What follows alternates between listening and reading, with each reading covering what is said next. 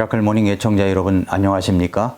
역병인 코로나로 인하여 2년 반이 넘는 시간 동안 고통과 좌절과 낙심과 경제적인 어려움 속에 많은 시간을 보냈습니다. 이제 역병이 끝나가는지 외국에서 입국하는 여행객들에게 미접종자의 경우 7일간 자가격리를 해야만 했었는데 지난 6월 8일부터 이것도 해제가 되었습니다. 제가 6월 16일부터 있는 몽골 페스토스쿨, 몽골 단기 선교인 목회자 학교가 있어서 출국을 하여 25일 입국하기 때문에 관심이 많습니다. 역병이 거의 끝나가고 있기는 하지만 또 새로운 역병이 오지 않을까 정부도 단단히 대비하고 있는 것 같습니다. 이제 이런 역병이 사라지면 세상은 이제 평안한 가운데 조용하게 안정되게 흘러갈까요? 성경에서 제자들이 조용히 예수님께 와서 말세의 징조에 대해서 이렇게 물었던 적이 있습니다. 어느 때 이런 일들이 있으리이까? 주께서 오시는 것의 표적과 세상 끝의 표적이 무엇이오리이까? 그러자 예수님께서 말씀하실 때 마태복음 24장 3절부터 8절의 내용을 보면은 민족이 민족을 대적하여 일어나고 왕국이 왕국을 대적하여 일어나며 곳곳에 기근과 역병과 지진이 있을 터인데 이 모든 것은 고통의 시작이니라 라고 했습니다. 세상 종말의 표적 가운데 역병이 있습니다. 그동안 우리는 역병과 이렇게 싸워본 적이 없었던 것 같습니다. 그런데 역병이 끝나면 끝나는 것이 아닙니다. 성경은 예수님께서는 이제 기근도 올 수 있고 지진도 올 수 있다고 하셨습니다. 그러니까 차례대로 오는 것도 아니고 역병이든 기근이든 지진이든 올 수 있는 것이라고 할 수가 있습니다. 역병 다음엔 뭐가 올까요? 지진도 올 수 있고 기근도 올 수 있습니다. 그런데 기근이 오고 있습니다. 식량난이 오고 있습니다. 식량난에 대해서는 제가 이 시간을 통해서 몇 달 전에 이야기했던 적이 있습니다. 그런데 다보스 포럼에서 나온 10대 주제 중 대표적인 주제가 바로 식량난입니다. 러시아와 우크라이나발 전쟁으로 인하여 세계 질서가 격동하고 있는 가운데 한 번도 못 본 세상이 열려져 가고 있습니다. 전환점에 선 역사를 주제로 5월 22일부터 스위스 다보스에 개막한 2022년 세계 경제 포럼 연차 총회, 이 다보스 포럼에서 다보스 포럼 10대 메시지를 발표하였습니다. 이런 주제입니다. 식량 위기 임박, 에너지 탈 러시아, 기후 대응, 그리고 냉전 2.0 시대의 도래, 공급망, 경제 아닌 안보, 실물 자산이 최고 투자처, 노동시장 지각 변동, 테크노 유토피언, 틀린 정보와 전쟁, 팬데믹 재발 방지, 그리고 우크라이나 재건, 이렇게 10가지 주제, 10가지 메시지를 발표했습니다. 우르줄라 폰데어 라이엔 유럽연합 진행위원장이 수개월 내 식량 위기가 올 수 있다고 경고했습니다. 러시아의 우크라이나 침공으로 말미암아서 밀 생산 등의 제약이 생기면서 식량 공급에 차질이 발생하고 이것은 특별히 개도국에 고통을 줄 가능성이 크다는 것입니다. 벌써 시작된 것 같습니다. 특히 러시아가 의도적으로 우크라이나 곡물 저장 창고를 공격하고 농기계를 파괴해서 이런 현상이 쉽게 회복되지 않을 수도 있다는 전망이 나오고 있습니다. 이것은 국제사회에서 에너지 공급 차단보다 더 심각한 타격을 줄 수 있다는 분석입니다.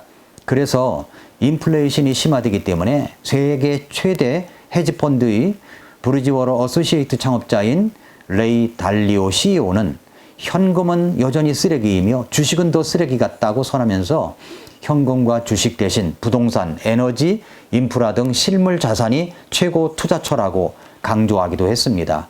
신냉전 속 식량난이 오고 있습니다. 처처의 기근이, 식량난이 오고 있습니다. 이것은 바로 성경의 예언입니다. 세상의 종말의 징조입니다. 세상은 점점 더 평화와 안정 속으로 가는 것이 아닙니다. 모든 문명기기들은 더 편하게 흘러갈지 모르지만 그러나 세상은 점점 더 전쟁과 전쟁의 소문으로 가득 찰 것이고 유통망이 막혀서 가속화된 식량난으로 곳곳에 기아로 허덕이게 될 것입니다. 정말 무서운 세상이 오고 있습니다. 성도 여러분, 그리스도인 여러분, 세상의 종말 끝은 언제가 될지 아무도 모릅니다. 정말 무서운 세상은 7년 대환란입니다. 요한계시록에서 펼쳐지고 있는 7년 대환란의 무서운 심판을 보면 정말 정신이 번쩍 납니다. 그 7년 대환란을 향하여 오늘도 세계 곳곳에 기근이나 지진이나 역병이 일어나고 있습니다. 그 강도는 갈수록 점점 더 세게 강하게 될 것입니다. 절정은 7년 대환란 때입니다. 우리 예수님께서 이런 말세의 징조들을 말씀하시면서 이런 말씀으로 우리가 준비해야 할 것들을 말씀해 주셨습니다. 마태복음 24장 36절 이하를 보면 그러나 그날과 그 시각은 결코 아무도 알지 못하나니 하늘의 천사들도 알지 못하고 오직 내 아버지께서만 아시느니라.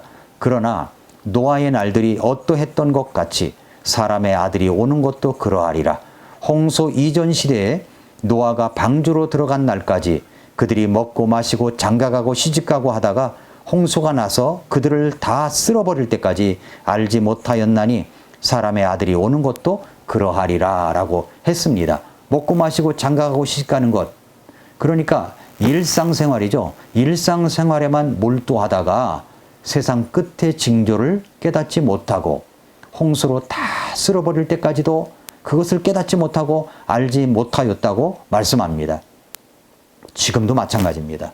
일상에 너무나 집중하고 몰입하고 사느라고 세상 끝의 징조를 통하여 우리를 깨닫게 하시는 주님의 말씀의 깨달음도 없이 살아가다가 망할 수도 있습니다. 주님은 말씀하십니다. 마태복음 24장 44절에 보니까 그러므로 너희도 준비하고 있으라. 너희가 생각하지 않는 시각에 사람의 아들이 오리라. 예수님이 생각지도 않는 시각에, 아무도 알지 못하는 시각에 오신다고 말씀을 하셨습니다. 생각하지 않는 시각에 우리 주님께서 오십니다. 그러니 우리가 정신을 차리고 깨어 있어야 되는 겁니다. 정신을 차리고 깨어 있어야 됩니다. 세상은 점점 기근, 이 식량난과 지진과 역병으로 그 강도가 점점 갈수록 높아져 갈 것입니다. 그러다가 어느 날 7년 대환란의 때에 최고의 정점을 찍게 될 것이고 세상은 이제 그때 모든 것이 다 끝나게 될 것입니다. 그때를 향하여 세상은 지금 흘러가고 있습니다. 우리 믿는 그리스도인들은 어떻게 되는 것입니까? 우리는 그 7년 대환란이 시작되기 전 공중에 예수님께서 오실 때 우리는 채여 하늘로 올라가게 됩니다. 믿는 그리스도인은 7년 대환란에 들어가지 않습니다. 그러나 믿지 않은 구원받지 못한 사람들은 모두 7년 대환란에 큰 고통을 당하게 되다가 죽음으로 심판을 받아 지옥불에 들어가게 되는 것입니다. 우리는 정신을 차려야 합니다. 깨어 있어야 됩니다.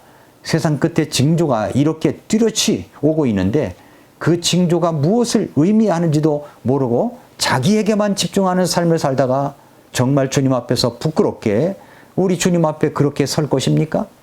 구원은 받았다고 하면서도 가족 구원 등한히 하다가 주님 오시는 날 가족들이 심판을 받는 모습을 봐야만 하겠습니까? 정신을 차려야 됩니다. 깨어 기도해야 하는 것입니다. 사랑하는 성도 여러분, 애청자 여러분, 식량난으로 이제 세상은 요동을 칠 것 같습니다. 그런데 성경은 진짜 식량난은 영적인 기갈이라고 말씀하셨습니다.